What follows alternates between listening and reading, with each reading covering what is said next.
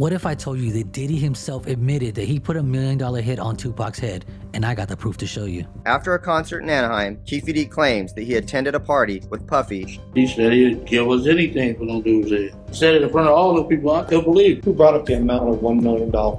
He did. Puffy did? Yeah. Here's a Black Rob song that came out after Tupac's death where Diddy confesses what he did that actually proves Keefe D was telling the truth. Come on, man. With me, I drop $1 million on your head. Talk is cheap. Bad boys moving south. You ain't even gonna hear me coming. It's 1999, man. No more Mr. Nice Guy. It's gonna start making y'all disappear, man. First, take your records off the radio. Then I'm gonna erase your social security number. I'm gonna show you new evidence that links Diddy to Keefe D, who's currently in jail for the murder of Tupac. Now, based on court records, the FBI has been trying to get proof of Diddy's connection to the murder for a long time, and now I have new things to show you that they didn't even know about. Now, this rabbit hole goes deep, but I guarantee it's gonna open your eyes. But keep in mind, everything in this video is just alleged. Cause you listen, 7 years ago, I'd have been like, "Yo, did you hire somebody to kill Pac?" But no, you do it like a journalist. Yeah, no, I mean, we wouldn't even get into nonsense like that. Which we never believed, by the way. Yeah, thank you. Now, Diddy definitely looked like he felt uncomfortable when they asked him that question. Now, why would Keefe D snitch on Diddy about the hit on Tupac? Well, he thought he had immunity in the case because he had a proffer agreement with the U.S. Attorney's Office. Because they caught him selling a bunch of drugs, they said if you snitch on the people above you, we'll cut down your sentence. So he said, I'll give you something better. I'll give you information about the Tupac murder as long as you don't charge me in the crime. But Keefe D wasn't the only one to implicate Diddy. His confession was in 2008, and someone 10 years earlier actually said the same story that Keefe D did, and I'll show you that later. So the question is, how can you prove that Diddy knew Keefe D? Well, let's start at the top. We know the beef started when Tupac got shot in New York at Quad Studios while Puffy and Big were in the studio. He knows who set him up to get shot, and they're associated with Diddy, so he felt that they should have let him know. Then Tupac drops Hit 'Em Up, the music video, and Puffy was really upset, so much that he started offering $10,000 for anybody that would steal a death row chain from one of their members and bring it to him because he wanted to use it in a music video. There was rumors that Puffy had aligned himself with the Southside Crips. He did. And there was bounties on death row chains. Yeah. 10,000, I think? $10,000. Right.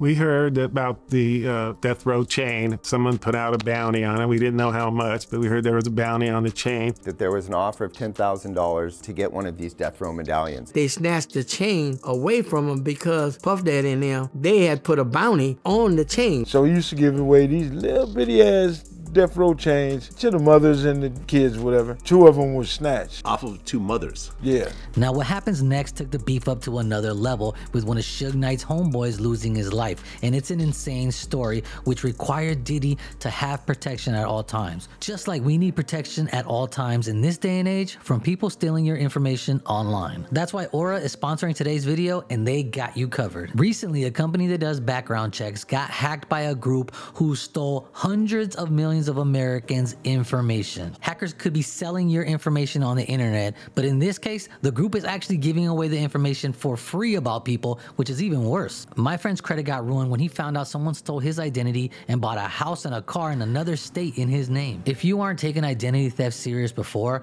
now might be the right and most important time to do so. Luckily, I'm protected because I have Aura, and they let me know anytime they find my information anywhere online or the dark web. Phone number, email, social security, anything. They're gonna cover me up to $5 million in identity theft insurance should the worst case scenario happen. They also have other features like a VPN, a credit checker, and a remover tool to contact these places and take your information down. Aura's letting me give you guys 2 weeks free if you sign up with my link right here or in the description, and 2 weeks is enough time to put your info in there and check if your personal records are being exposed. Now back to the confrontation between Suge Knight and Diddy that happened on Jermaine Dupri's birthday. When it all happened, it was Jermaine Dupri weekend. Suge was big, but Jake was bigger than he was. And he was looking for Puff, and they was looking for Jermaine and them there, and I didn't see them at their own party. So we walk in, and it's Jermaine Dupri, his security, Puff with Wolf. Suge came back, boom, boom, boom, boom. He came right in and slapped the shit out of Jermaine Dupri. Jermaine ran out the goddamn club. He slapped his security too. They beat his security. Oh man, it was a nightmare. He didn't even speak to him. What's up? Bah! Puff was standing right there, and he snatched Puff off his feet with one hand. Suge had him with one hand and was shaking him. He was, what's up, little bitch? Puff go, yo, Suge, I ain't gonna be your bitch. Wolf was so gangster. He said, boom, Suge. shit ain't going down like this no more. And Enough was enough. And he brought Puff out the air and set him back on his feet. Him and Puff went at it with Suge. And all you can hear was boom, boom, boom, boom, boom, boom. They was in there fighting like a motherfucker. And we were walking out the Platinum. We standing there, Suge's in front of, with Puff. They walking to the limo, hugged up. Jake and Wolf is walking behind them. All of a sudden, somebody started shooting across the street. Bop, bop, bop, bop, bop. They started shooting across the street to make everybody look. We looked. The dude came out of nowhere and just touched Jake. I mean, he just kept shooting, just touching, bop, bop, bop. But the whole time he was looking at Suge like, you next, nigga. He drew down on Suge to give it to him, and Suge snatched Puff. And that's when they wouldn't shoot. And then he backed, because they was going to the limo, then they backed up to the back door. We go back into the back door to the club. Puff kept going, man, it's gonna be all right. Yeah, it's gonna be all right. Suge was like, it's gonna be all right. Tell your kids it's gonna be all right. Tell your mom it's gonna be all right. Then he like slapped the shot of Puff again. Wow! He hit that nigga so hard and so fast, you ain't had time to react. He said, Suge, there you go, man. I ain't got shit to do with this. And he really didn't. He was trying to explain it. He really didn't. He just got thrown in the middle of that work. That's when Diddy hired Keefe D and the Crips to protect him from Death Row Records and the Bloods whenever they were in LA. And we also heard there was a connection between Southside and Bad Boy Records, because when they came down here, they used Southside Crips as kind of, not their actual security, but kind of like bodyguard. So this is after Jake got killed.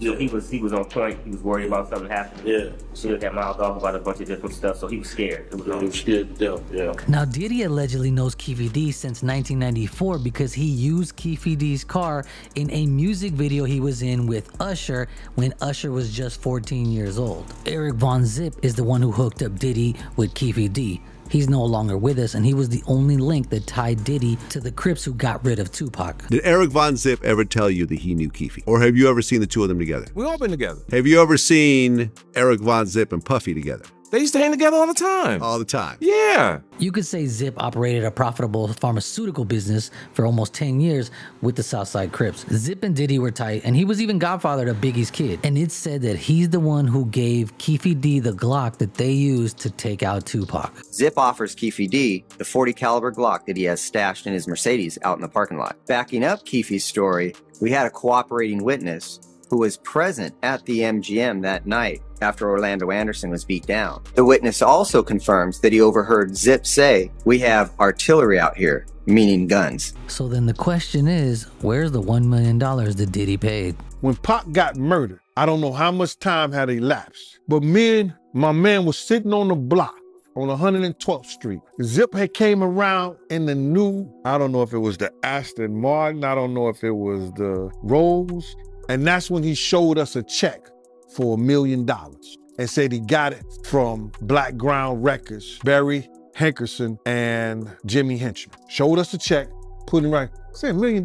When you own a record company, that's what's going into my mind. Then when this came out years later, they gave Zip $1 million that he was supposed to be giving Keefe D them for the Tupac thing. I'm like, I seen that check. Now, Diddy's always been smart when it comes to laundering this money to pay for illegal activities. As we know, he's dealing with plenty cases right now where he never actually touches the money or the dirt. So Diddy gave Jimmy Henchman $1 million. Now, everybody knew Jimmy. He was like the Scarface of New York, very powerful. He created a management company for artists called Czar Entertainment. Jimmy then had Barry Hankerson run the money through Black Ground Records as a front. So now as a record label, you could cut somebody $1 million check for in advance on an album that never comes out. So then Eric Von Zip gets $1 million check from Black Ground Records that he's supposed to cut to Keefe D. He said he got the, Jimmy Henchman got him the check from Barry Hankerson or something like that. Gave him that check for Black Ground Records. Now, Eric Von Zip never gave Keefe D the money.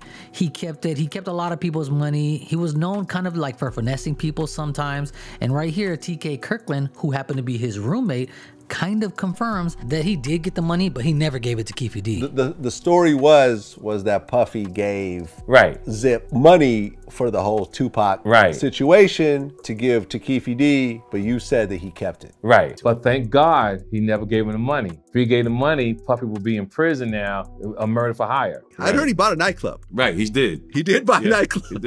So that part's true. Yeah, because zip code. Yeah. Where was it? In Harlem. So Diddy actually ended up doing this again, allegedly, when he had his boy Shine take the fall at a shooting in a nightclub when he was with J-Lo in 1999, because after doing 10 years in prison, Shine gets a $1 million check from Def Jam Records from L.A. Reid to drop an album. But he never does drop an album. Does it sound familiar? I remember when Shine came home from jail. They released Shine, right? They deported him to Belize, said he couldn't come back to the United States. So he goes back to Belize. L.A. Reid gave him $1 million to put out an album, and the album never came out. I knew that when L.A. Reid went to give him that $1 million, that was Puff giving him the money, but he had to give it through L.A. Reid. What you're saying is this is Puffy's way of paying Shine off for taking the rap for him. You're very smart. After Keefe D's confessions, the detectives decided to send him to New York to go undercover and meet with Eric Von Zip to see if he can get him to admit anything about the Tupac hit. But Keefe D says he would never do something like this. That's not true. It's not true at all. Not true at all. And I told that fool when I did decide, I said, think I'm gonna be setting up my peers and anything like that, going around there wearing wires, doing that old punk ass bullshit. You can lock me the fuck up right now. I mean, he's signed up as an LAPD informant, and that's all got a paper trail. I have his flight receipts from the trip. Very obvious we were out there for that reason. And the reason we didn't make him wear a wire originally is because he's just showing up out of the blue. Years have gone by for him to just show up at Zip's nightclub, and it had to be a very organic reintroduction. So Keefe's trying to get Von Zip to tell. He asked him, hey, man, I never got that money, for the hit on Pac and Suge. I've never been paid. Zip went Scooby-Dooby-Doo on him, I guess. Didn't want to talk about it, which was a smart move on his part. So it turned to be a dead end, but Keefe D was free, only for the time being, because he couldn't stop opening his mouth. The fact that he's going around talking and he's, saying a lot of different things right now in many different interviews. So his initial confession to us was done under what's known as a proffer session, where he can disclose everything he knows about a crime, but we can't use his own self-incriminating statements against him. Now that doesn't mean that he has immunity. That just simply means we can't use his own testimony against him. But the statements that he's made publicly after that, the ones that are not under our proffer agreement, he's gone on BET, he's gone on Vlad TV, he's gone on all types of different platforms and tells the story about his involvement. He's confessed to it multiple times now. Now, someone could say Keefe D is making all this up for clout. Diddy would never pay $1 million on a hit. But detectives actually have an informant who gave them all the same details with Diddy putting a hit and everything before Keefe D ever said it in 1997. Bolstering Keefe D's claim was an informant in 1997 who told investigators that Puffy had hired the Southside Crips to kill both Suge and Tupac, and that the Crip who was jumped at the MGM was in the group that had done the hit, and that they originally were going to do it at Suge's Vegas nightclub, but then decided to do it right away instead of waiting. This was exactly the same story that Keefe D told us a decade later. Click here if you want to hear Mace expose Diddy about how he treated him, and leave me a comment if you think this is enough to tie Diddy to the Tupac hit. See you tomorrow for another video.